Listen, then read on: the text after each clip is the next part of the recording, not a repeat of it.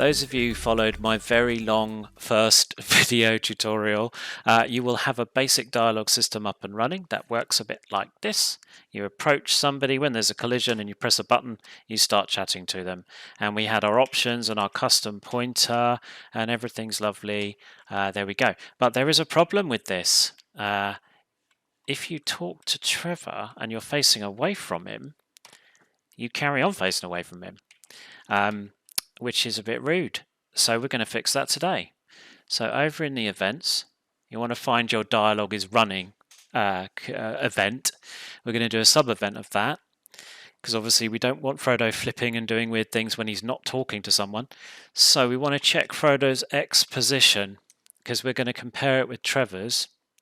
So, and if Frodo's X position, in other words, if he's further right than Trevor's X position, that's Trevor's X position there. If Frodo's further right than Trevor, we want to flip him so that he's facing Trevor. So flip horizontally Frodo, yes. So now, if I've done it right, he should flip to face Trevor. There we go. Easy as that.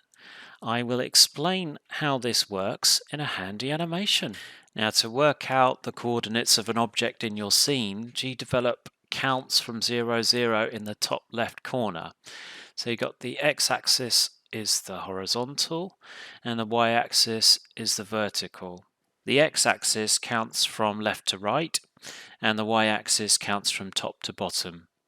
GDevelop uses an origin point to work out the position of your object on the scene, and by default the origin point is in the top left corner of your object. For GDevelop to work out whether Frodo should be flipped or not, it compares Frodo's X position against Trevor's X position. And if Frodo's X position is a greater value, he's further to the right than Trevor, it will be flipped. So in this example, Trevor, let's say he's at 300 and Frodo's at 450, Frodo would indeed be flipped because his X value is higher than Trevor's. And if Frodo's X value is lower than Trevor's, he wouldn't be flipped. But what if Frodo's X value is lower than Trevor's, but he's facing the wrong way? I will show you how to fix that now. But we have another problem. My life is absolutely packed full of them. What if Frodo has a lower X value than Trevor and he's facing away from him? Well, our event didn't fix that. So one thing to notice is Frodo by default is facing to the right. So facing to the right here, that's not flipped. That's regular Frodo, not flipped. So what we need to do is tell GDevelop that when Frodo's X value is lower than Trevor's and he's currently flipped, which he is here, to flip him back. So in other words, to not flip. It's a little hard to understand the way it's kind of worded. I will do my best though.